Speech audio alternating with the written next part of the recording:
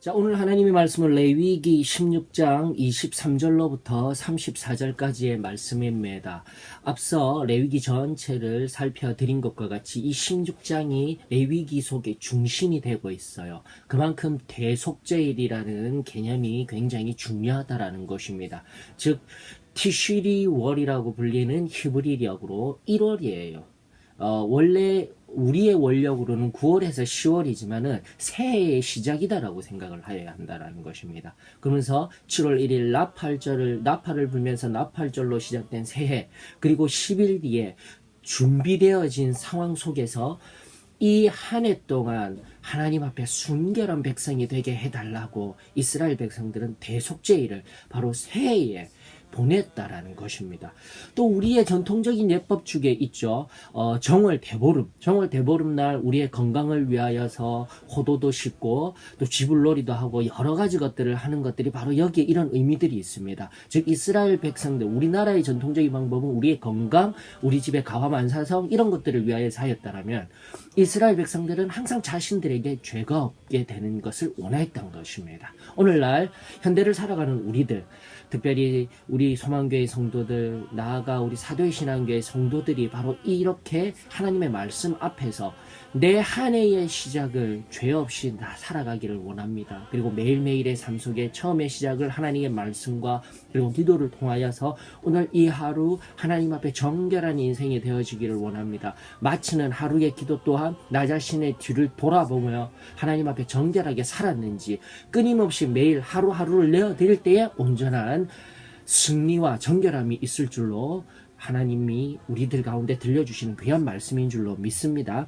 자, 우리 오늘 23절로부터 34절의 말씀 우리 살펴볼 수 있도록 하십시다. 먼저 우리가 눈여겨봐야 될 것은 24절입니다.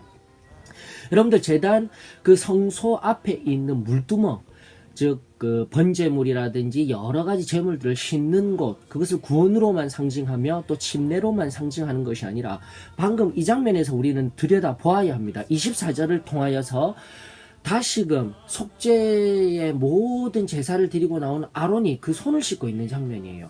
여러분들 성소 앞에 있는 물두멍은 또다시 우리의 삶 가운데 매일매일 하나님 앞에, 사람 앞에 잘못된 것이 있다면 하나님 앞에 회개하는 것으로 끝나는 것이 아니라 바로 사람 앞에 배상하는 자리로 들어가야 한다는 것을 알려주고 있습니다. 늘 우리는 손을 씻어야 돼요. 즉 사람과의 관계도 바르게 해야 됩니다.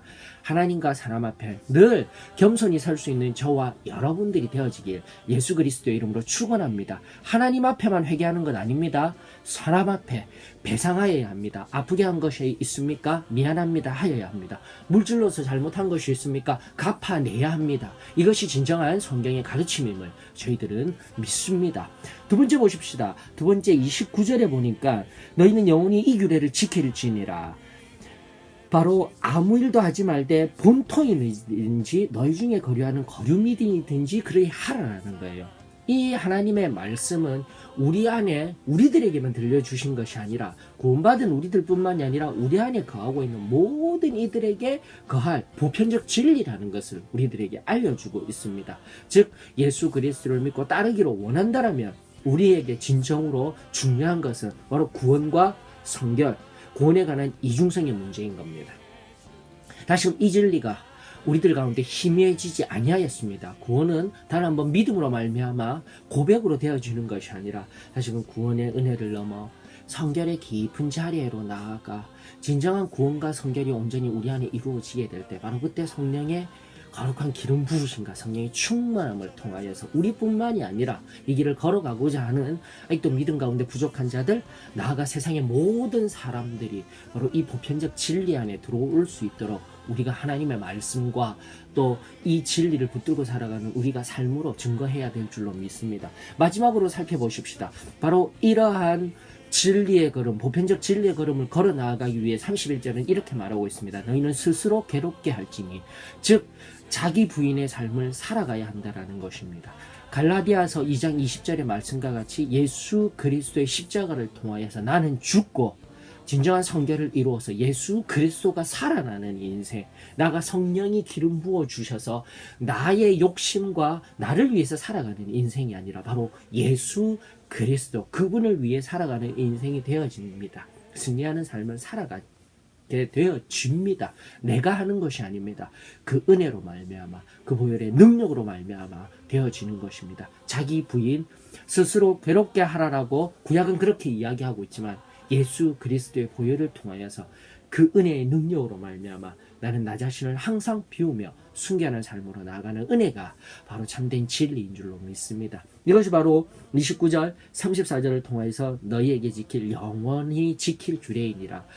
구약에서만 지킬 규례가 아니에요. 이 말씀을 문자 그대로 받아들여야 됩니다. 영원히 지킬 규례.